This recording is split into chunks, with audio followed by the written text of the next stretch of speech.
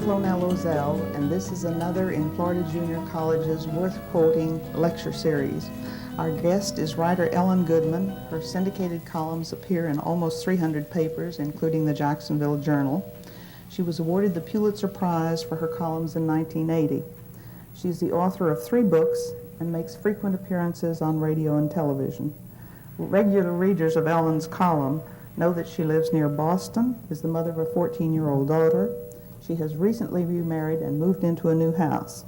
She is a staunch advocate of women's rights and an avid vegetable gardener. Welcome, Ellen. It's a delight to have you in Jacksonville. Like a varied group. I hope there's no connection between the vegetable gardening and the women's rights. I couldn't figure out if there were any there. Growth, okay. Since the Equal Rights Amendment did not pass, in the last, at the last chance, a lot of people saying that it's not really important, it's just a technicality or it's a symbolic thing, and it won't really do anything for women. Do you think it's still important to pass that? Oh, sure. I mean, I think you can see it now where you're in a period where the government is hostile to women's rights. You can see all the more reason how easily it is to erode rights when they're law by law by law. The laws can be undone. A different Congress can come in and pass all of the women's rights that we have out. And only something like a constitutional amendment puts a floor below which, a safety net, if you will, below which women can't fall. Mm-hmm. And that final guarantee. That it, yeah. As you travel the country, are the attitudes about women's rights and the progress they're making, does that vary very much from region to region? We tend to think of Jacksonville as being relatively conservative, of course, and I just wonder if it's in any way atypical. I don't think that the differences are as great as people always tell me. I'm always told, that this is a very conservative community or whatever, and generally people say this is a much more conservative community than, and then they'll name San Francisco or Washington or New York, against which, in theory, everything is more conservative. But I think that the issues that we're talking about, issues of changing roles, issues of how to live in lives that now include both work and family, are right across the board, and because they are involved in people's real lives. This is, in fact, how people are living, and the concerns that they have about making it work don't vary enormously from one place to the other. The supports may vary, but the concerns really don't. Even before we have achieved equal pay for equal work, there are people who are predicting that the next big battle will be over equal pay for comparable work. How do you see that? Do you think we can leap over the equal pay thing to get to that before we've achieved equality when people are working side by side even? Yeah, I think what people are responding to is if every man and woman doing the same job side by side got equal pay, you would have not helped 80% of the women in the country who in fact don't do the same jobs. 80% of the women in the country are in 5 job categories that are almost exclusively female. So what's your agenda? Well, your agenda is to somehow or other look at the work that women are doing and saying, hey, why is a nurse of less value, as is the case in Oregon, than the maintenance man? Or the dog catcher. Or the dog catcher, as in Texas. Where was it writ? Who set up the pay scales? And how do we begin to reassess what the inherent value is of the work that women are doing and pay them according to the value of that work instead of according to the sex? And that's obviously why it's so important. It's very hard to make that leap in this economy because people are not, in general, looking for new ways to give you more money. But it's important. I wonder sometimes if women are not as aggressive as they could be in their own case, and that may be less true of younger women today than it is of women nearer my age. But I find that a lot of women, because society and particularly the marketplace has discounted their contribution, if it's been valued at all, that women tend to think that what they do is not valuable enough to demand compensation for it, and they kind of give away their skills and do things for people that men would be inclined to charge for. Do you think this is common? I think there is that inclination on the part of a good number of women. Part of it is that the stereotypical base traditional woman's job was caretaking. and for which we are supposed to take care of our children for love, i.e. for nothing.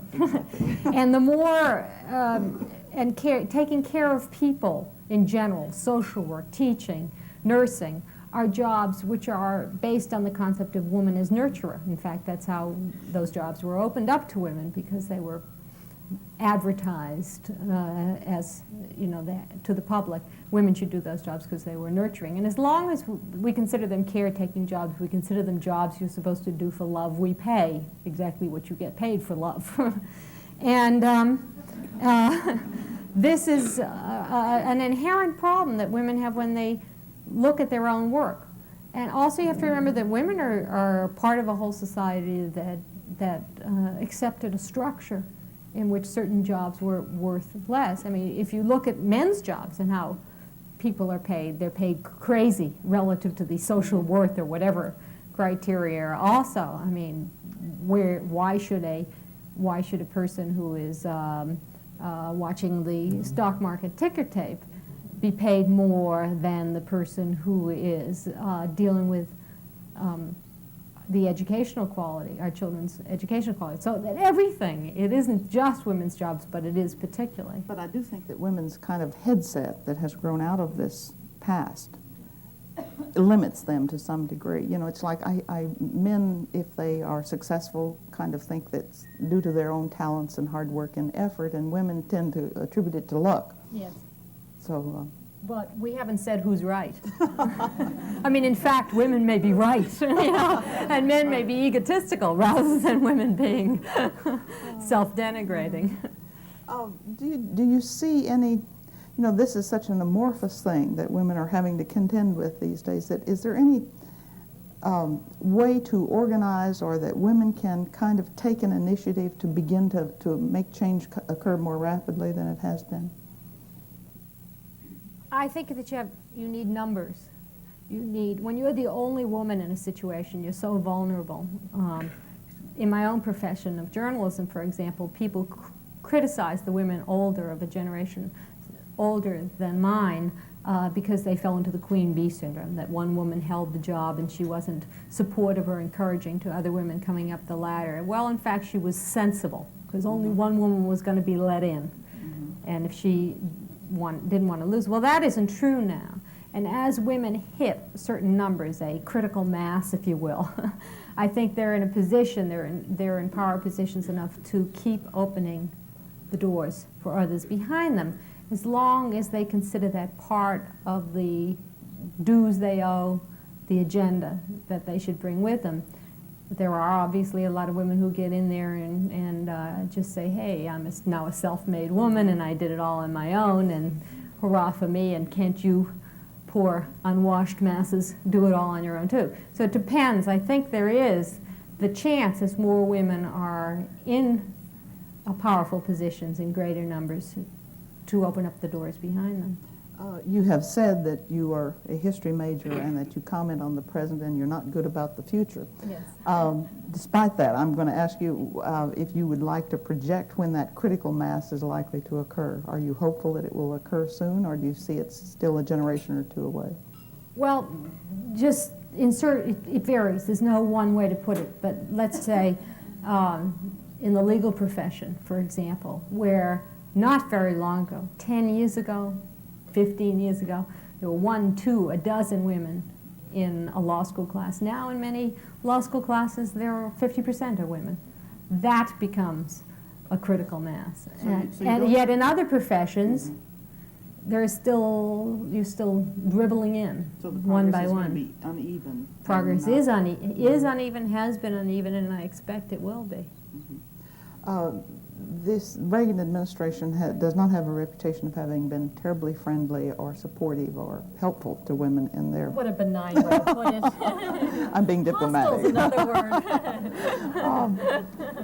But do you think that what a president and a national administration does is, how would you assess the value of that, or how much they can hinder or how much they can help? It's always an interesting question. Is the weight of the public opinion greater than the power of the administration? The administration certainly tried to turn the clock back in some ways, and certainly what hasn't been supported. Yet, as you can see now, since the last election, when it became obvious that a lot of women were disaffected from the administration, disaffected from the Republican Party, that he was in danger of losing elections, losing power because of the women's vote, he turned around a little bit. 2 women appointed to the cabinet, files a brief on behalf of women's pension plans, makes lip service in the State of the Union address to women's concerns, addresses the fairness issue head on, that in fact he is recognizing that he's got to bend to what the weight of feeling and progress is in the country. Now that is a lot different than having somebody in office who's supportive and helps you move along. But he doesn't have as much power to turn back the clock simply by ignoring history as some of us feared. And so that underlines again the statement you made earlier about the importance of numbers. Yes. What you have commented a lot about on family relationships and the really hard time that single parents are having and that parents generally are having. Do you see any solution, particularly to this single parent family where the woman has no choice but to do everything, to be the breadwinner and to the child care and the keeping of the home and everything? Even if that woman, many of them, were paid, had equal pay, it is still not going to be a lot. What do you see as the future for that, for women in that position? Well, the single parent family is economically at a disadvantage to the 2-parent family. I mean, that's And always will not be, my probably. that's not my unique observation. That's a statistical fact. There are some ways, though, to bring supports to that family if we care about children, since most of the poor in this country are women and children. The ways to bring supports haven't changed in a whole long time. Supports through child care, supports through either equal pay or living wage or whatever you want to say, supports through maybe extending school hours so that there are after-school care programs in every school. There are lots and lots of ways. Society can make its own agenda. Will I help this family? Do I care about this? Or do I just triage them and say the hell with it? And my own posture would be to bring some supports to that situation. Most single-parent families aren't single-parent forever. Yeah. They're single-parent for a time. And how we deal with that time, which is a large chunk of a child's life, will very much predict how the next generation of children are. It has been my observation that young fathers tend to be much more involved with their children. That's a generalized statement, but in general, more involved with their children, more sensitive and aware of their needs than fathers say, you know, when I was first married. I would think that in time, this will lend support to providing the kinds of services and support systems we're talking about to these single-parent families. Do you think it will? I don't know, since most single-parent families are single parents because men have left or because there's been a divorce, and most of them are female-headed. But don't you think men, as they become more sensitive and aware of children's needs, will be able to transfer that to and have more empathy with this? I think in general, if you're talking about how policy is made, how public policy is made, the more you have people in power who are sensitive to the needs of kids, the more likely you are to have a changed attitude towards it. But you have to remember, everything is more complicated than that. One of the peculiar things that has happened, if you look at all the people who are leaving public life, is that increasingly the people who are making policy are people who are single or who are in situations where they aren't home with the children. I mean, you keep reading about saying, I'm not going to run again because I want to, it's just been too much of a strain in my family. Well, who does that leave? The people who are, to a certain extent, you know, public office becomes a bachelor pad of both male and female single people. So are these people who have, to some extent, sacrificed time with their families, the people who are going to be most sensitive to them? I just throw that in as an additional wrinkle. The changing relationship between husbands and wives has, I think it almost, well, maybe everybody's not aware of it because not all of these marriages are changing. But, you know, the longer term ones, the relationship has probably not changed that much. But is that really significant? Do you think most of the men, particularly the younger men, really are more sensitive and more willing to share and more willing to, you know, I think a lot of men still, even though they're helping with the wives and participating in some ways, still look at it as, I am helping her with her responsibilities. You know, it's not this. It's not that I'm also helping us get what needs to be done, but I'm helping her with her responsibilities. Is that prevalent? Oh yes, I think that in most well, first of all, in most families, women are doing way over half the housework. But even in families where there has been change, women are generally the managers of the household. They may not be doing everything, but they are the keepers of the lists, the keepers of the Christmas present list, the keepers of the supermarket shopping list, the keepers of the carpool list. They are the keepers, the keepers of the keys, of child care and household functioning. They're the ones who keep track of what's missing and thinking through, and they may give their husbands lists, and more husbands are doing shopping. But the management role is still overwhelmingly that of the female, and that puts an awful lot of stuff in your brain. You know, you think about all the things you keep. You know, you're at the office and you remember that you forgot to defrost something. You know, this is a whole web. You're trying to stop between home and the office to pick up things. And she does it all without a computer. I threatened once to go through my house and count the number of items there were in my house that every member of my family expected me to be able instantly to tell them where to find it after they had moved it around several times. And as I said, think that women should adopt, in about certain areas, the male strategy, which is helplessness. Much to be said for. Yeah. I believe we have some questions from the audience now, so let's take those. Do you see more women entering politics and becoming more successful? In listening to you earlier this morning, you used the term hardball politics. I find that to be a very true term, and one that I think women with their mindset or whatever sometimes have difficulty dealing with. Do you see the political structure or technique perhaps being modified by women anytime soon or ever? I certainly see many more women going into politics than previously. And lots of times they're motivated because they got involved either in a women's movement issue, which brought a lot of women into politics, or in a neighborhood issue when suddenly they realize.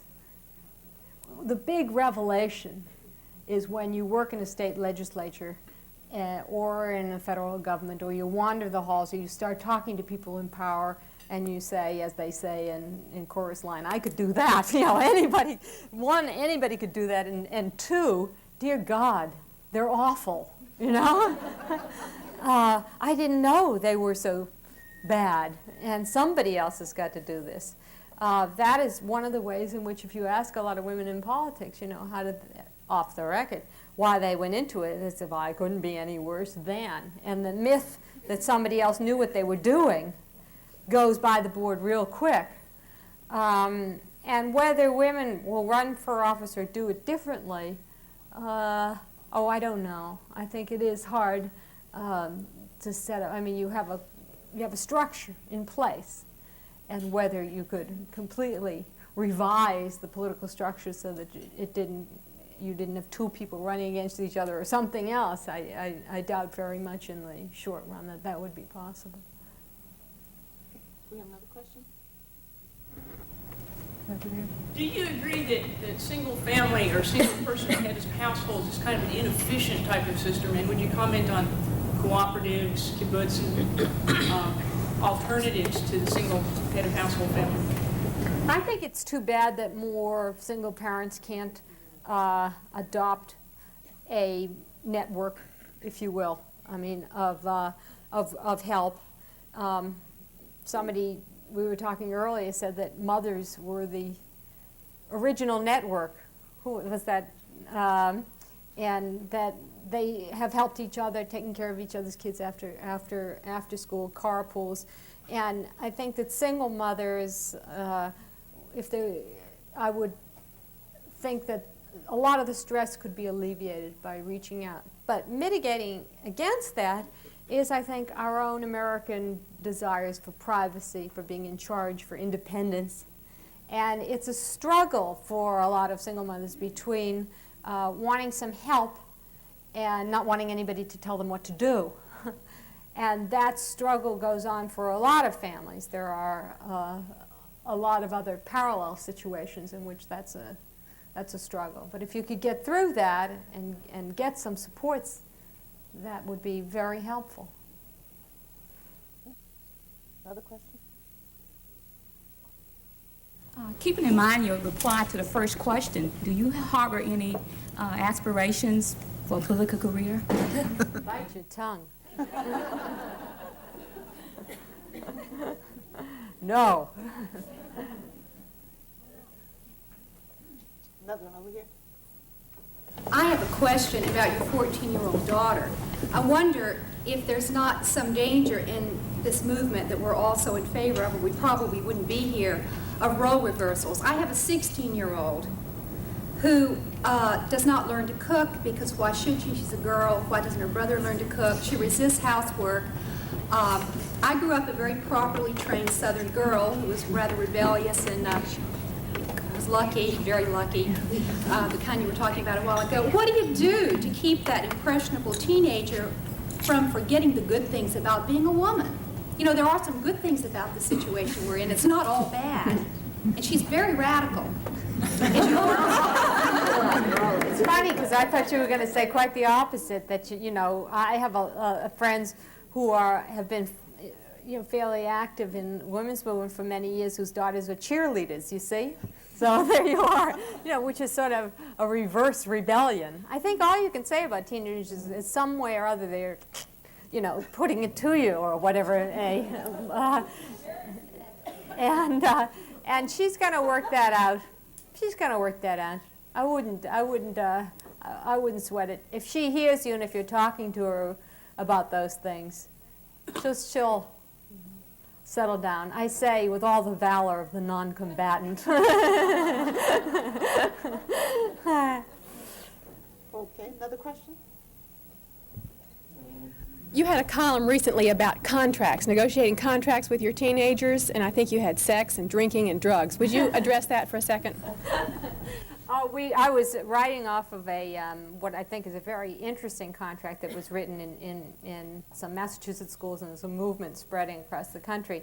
Students Against Drunk Driving, the parents and teenagers had been signing contracts that say, in essence, we don't want you to drink, but if you do drink, call us, and we will pick you up, and we won't hassle you, at least right away.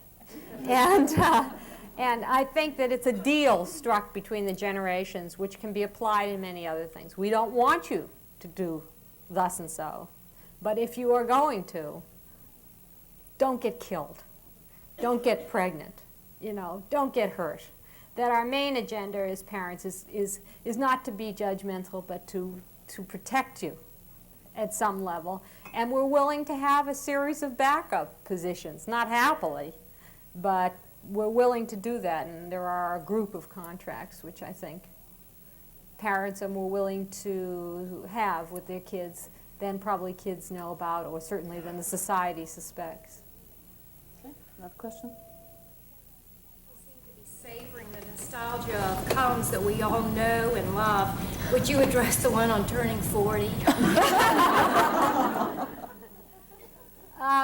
I turned 40, and then 41, parenthetically.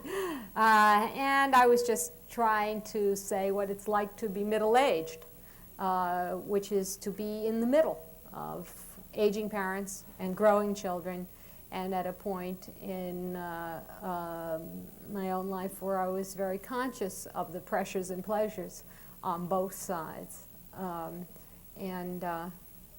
The other, since this is, I'll close on my note, but the other thing that I included there was one of my favorite lines from Gloria Steinem when somebody said to her, "You don't look 40," and she said, "This is what 40 looks like." And what I was trying to do in the column was describe in an emotional sense what 40 looks like.